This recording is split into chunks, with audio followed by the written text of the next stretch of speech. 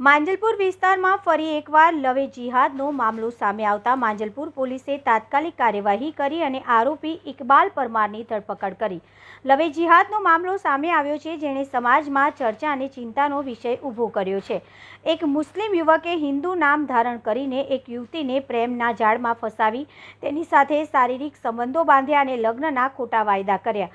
આ ઘટનાએ ધર્મ અને વિશ્વાસના નામે થતી છેતરપિંડીના મુદ્દાને ફરી ચર્ચામાં લાવ્યો। આરોપી ઇકબાલ રસુલભાઈ પરમાર, જે કરજણ તાલુકાના ખેરડા ગામનો રહેવાસી છે, તેને પોતાનું નામ પ્રતિક પટેલ તરીકે રજૂ કરીને એક હિન્દુ યુવતી સાથે મિત્રતા કેળવી હતી। ધીમે ધીમે આ મિત્રતા પ્રેમમાં બદલાઈ અને ઇકબાલે યુવતીને લગ્નના વાયદા આપીને વિશ્વાસ જીત્યો અને વિશ્વાસનો લાભ લઈ તે યુવતીને રાજસ્થાન લઈ ગયો, જ્યાં તેને તેની સાથે વારંવાર શારીરિક સંબંધો બાંધ્યા। યુવતી આ દરમિયાન 3 વખત ગર્ભવતી પણ બની।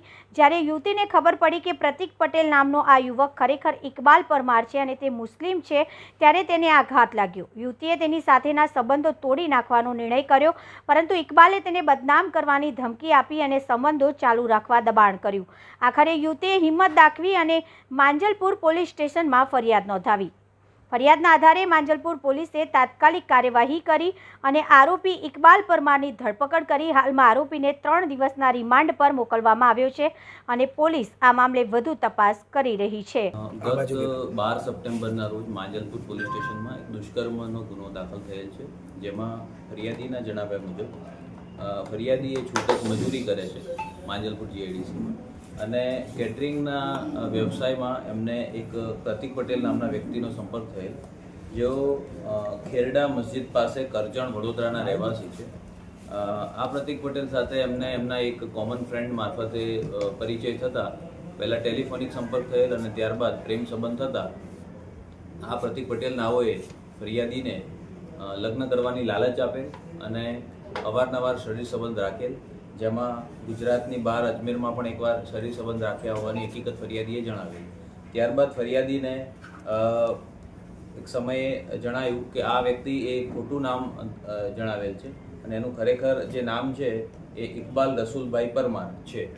એટલે ફરિયાદીને આવું હકીકતની જાણ થતાં ફરિયાદીએ આરોપી સાથે સંબંધ રાખવાની ના પાડતા આરોપીએ ફરિયાદીને જાનથી મારી નાખવાની ધમકી આપે અને તેઓ પછી પોલીસ સ્ટેશન આવેલા ગત 12 સપ્ટેમ્બરના રોજ અને એમની આ આઈપીસી 376(2)N 506(2) 419 અને 294 ખ મુજબનો આ ગુનો દાખલ કરવામાં આવેલો છે।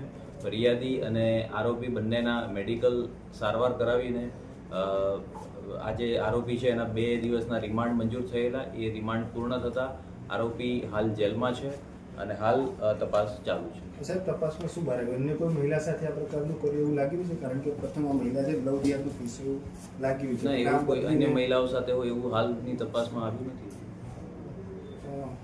આરોપીનો કોઈ ગુનાહિત ઇતિહાસ હોય એવું? ના, એવું કોઈ ગુનાહિત। અને જે ફરિયાદી સાથે હતા એને પણ કઈ ધમકી મળતી હતી ને એની પણ ફરિયાદ નોંધાઈ છે? ના, એવું કોઈ ફરિયાદી સાથે હોય એવું નથી। ફરિયાદીને જેને સપોર્ટ કર્યો છે એને ધમકી આપવામાં આવી છે એવી વાત મુજબ જાણવા તો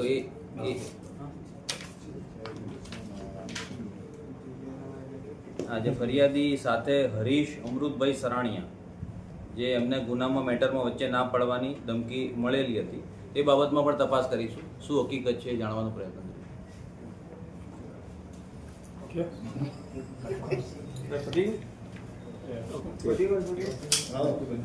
કરીશું।